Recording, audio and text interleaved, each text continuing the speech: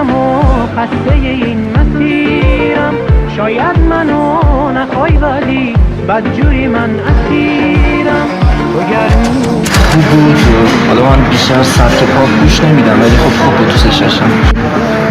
من به طرز پاپ خیلی گوش میکنم، خوشم اومد. خیلی خوب بود، انتظار نداشتم اصلا. هم خیلی شاد بود، هم صداشون خیلی خوب بود. اوکی بود، واقعا خوشم اومد. قشنگ بود.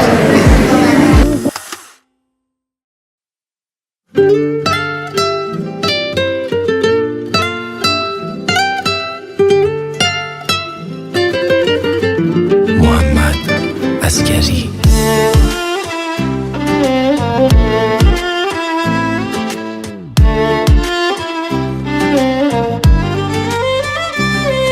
زیبای من فقط یه بار منو به خاطرت بیار.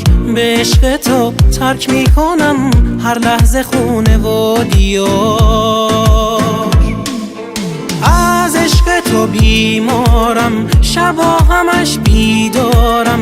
عکس تو رو میبوسم و روی دلم میذارم. تو جاده عشقتم و خسته این مسیرم. شاید منو نخوای ولی بدجوری من اسیرم. تو گرمی قلب منی، قدر تو رو میدونم. نگیری دست سردمم، به یاد تو میمونم. برای تو میخونم. دل با حسرت نگاهشو به عکس تو میدوزه. از غصه و دوری تو همش داره میسوزه. تو گرمی قلب منی، قدر تو رو میدونم. نگیری دست سردمم، به یاد تو میمونم. برای تو میخونم.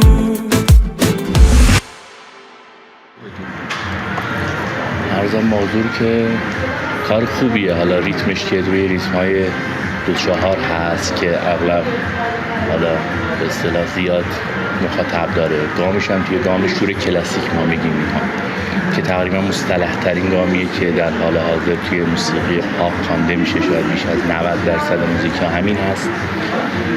صدای تنور دارن، صدای چپکوکی دارن و به نظر یک صدای بی ایراد همراه با حالا تحریرهایی که در اصطلاح خلال این قطعه از طرف خواننده اجرا میشه.